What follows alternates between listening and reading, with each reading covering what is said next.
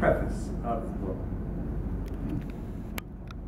I'm standing beside a filing cabinet. To my right is the actor Charles Gioffi, and to his right is Ken Cameron, the actor playing the senior FBI agent, the part I read for and didn't get. I got this weird part with no lines. All I do is smoke. On the other side of the desk is a young unknown actress with red hair.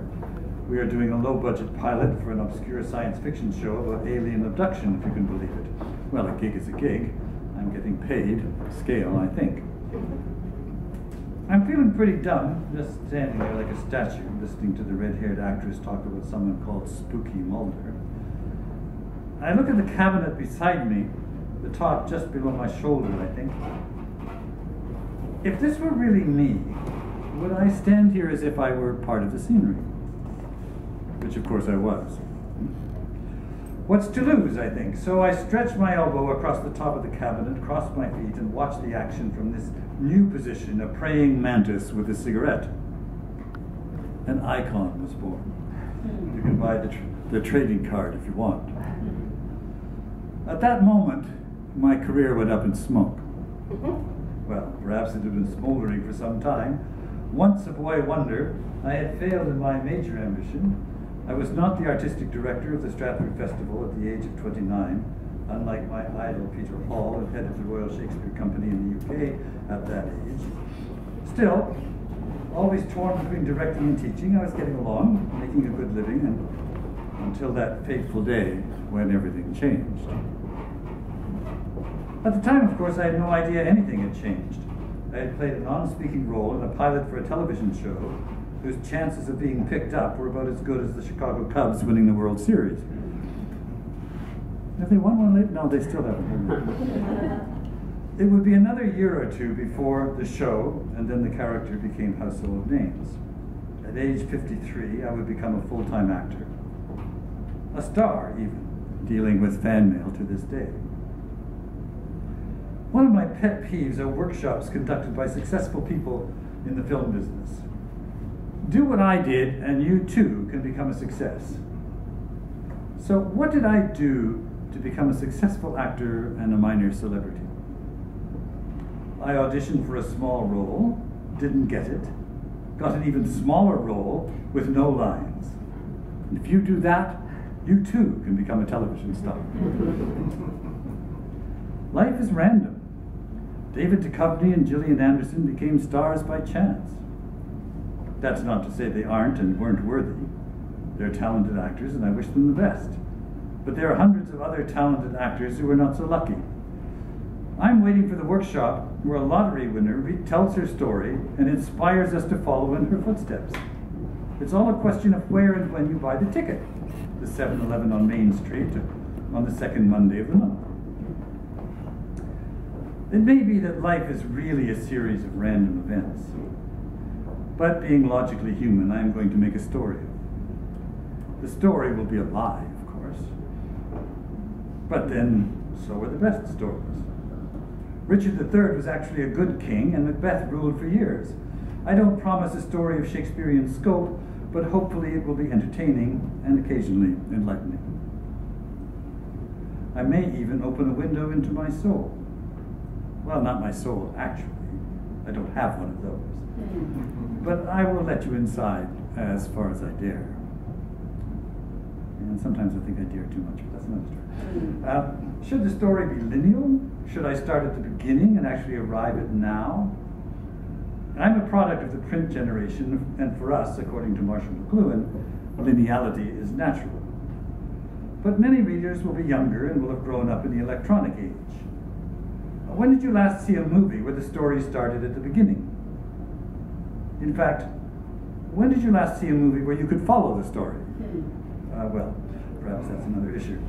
Suspense in a movie used to be about how the movie was going to end. Now it seems to be about how the story is going to come together. I could weave a tapestry of events, and you could be on the edge of your proverbial seat, wondering how it will all come together. And then, the joke would be on you. It doesn't come together. It may feel like one life, but is it really? They say that every 7 years, each cell in our body is changed. Am I the same person that I was 7 years ago? Or in my case, 70 years ago? Bill Davis has had many lives, many loves. These stories may weave together into a coherent whole, or they may not. There will be stories of life in wartime Ontario, of early Canadian theatre and radio, of university life in the late 50s, of Britain and British theatre in the 60s, of the National Theatre School of Canada and Festival Lennoxville, and finally, the X-Files. But is Bill Davis an actor, a teacher, a director, a skier, a water skier, a lover? Wasn't he once a bird watcher and a bridge player? Who is he really? It's all very well for Polonius to say, "To thine own self be true," but who the hell is thine own self? I will leave it to you to decide about meaning. All I can tell you for certain is that it's been quite a ride, and it's not done yet.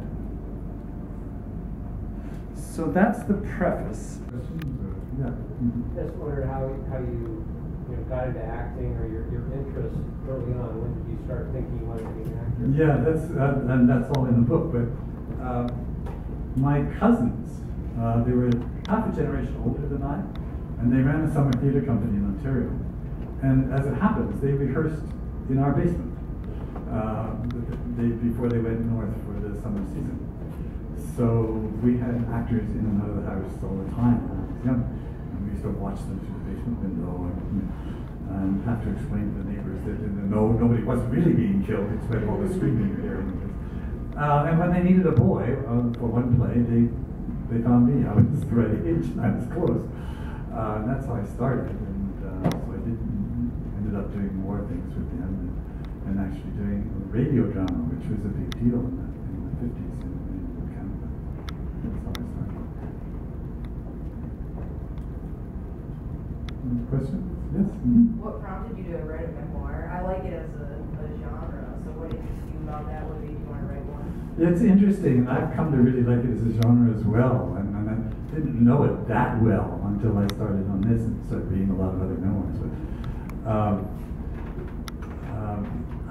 well, there were a couple of things. I had a sort of unique background in terms of early Canadian theatre, and so some people suggested, we should document that. Obviously, I have a unique background in terms of X-Files and what happened there, or a unique history. And I'd always been attracted to writing, which I'd done bits and pieces of. So it all sort of fell together. It's a very amazing experience to write a memoir. Some people do it just for fun, even, because it forces you to kind of try to make some sense of your life, which is full of all these extraneous events. But is there a thread that ties them together? What's the meaning of it all? And it was wonderful because it forced me to reconnect with people I hadn't seen for 50 years. Back and talk to people from my university days and whatever. So it's been an amazing experience. Yeah. With such an extensive repertoire, why this title? Why this title?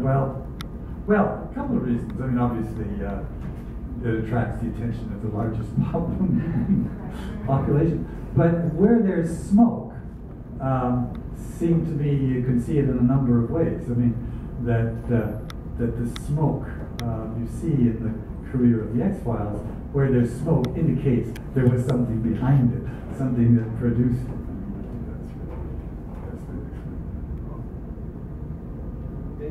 Speaking of smoke, were you a smoker before X-Files, or you smoke? I had quit smoking 17 years before X-Files.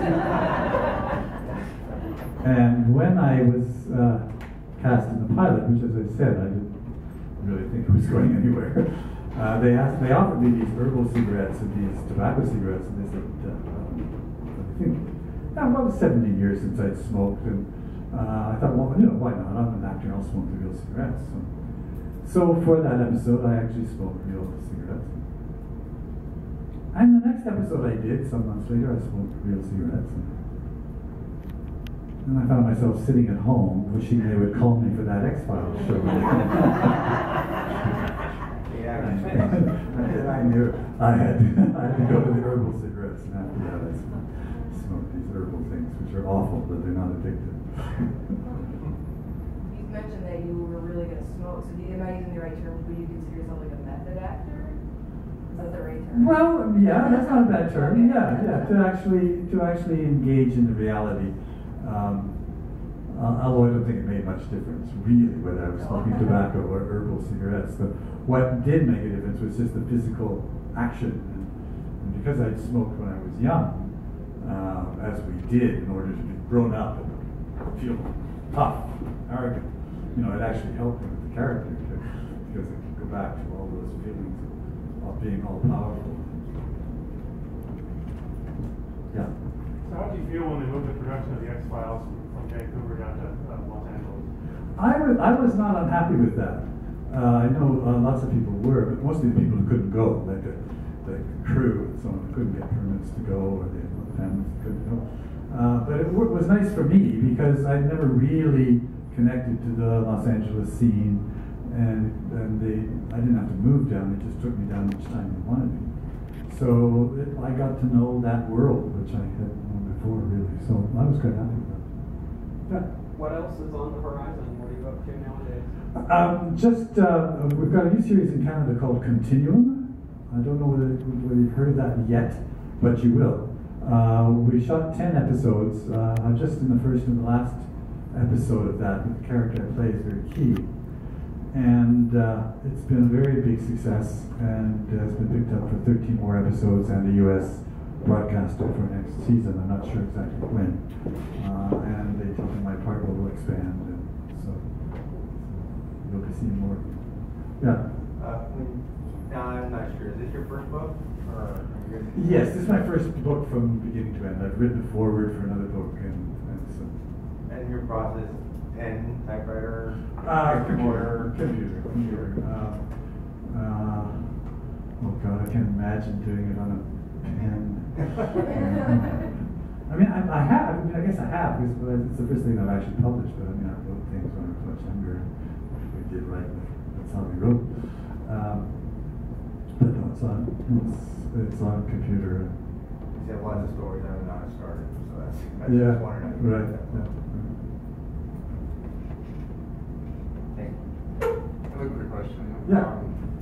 Did you have any influence on the writers of the show, The X-Files, as to your character, and especially the known plume of Rob Bloodworth when you were trying to write your short stories? Did you have any influence? I had very, very little influence. In fact, that particular episode was kind of a shock to us all, including Chris Carter. Because I don't know if you know, but in the original version of that episode, I actually shot and killed Frolicki, which would have been the end of The Lone Gunman.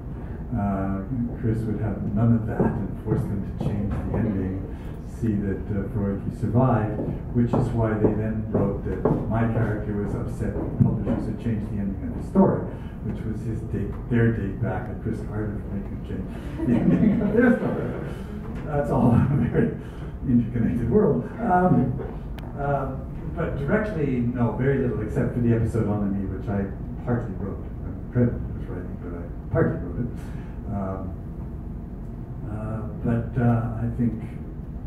I think as an actor, what one brings as an actor influences the writer, but not. Do you miss live theater?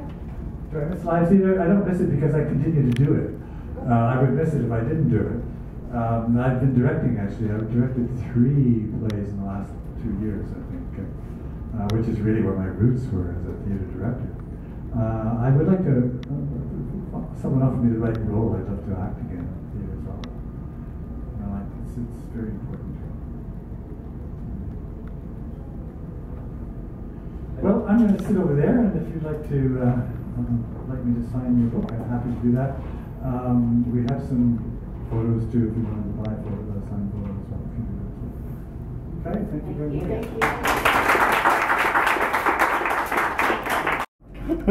It was pretty cool. Do you want me to sign with this or? Yeah, well, whatever you prefer. If you want, my name's Mary. If Okay. you want to sign it that way, I don't know how you start it. But.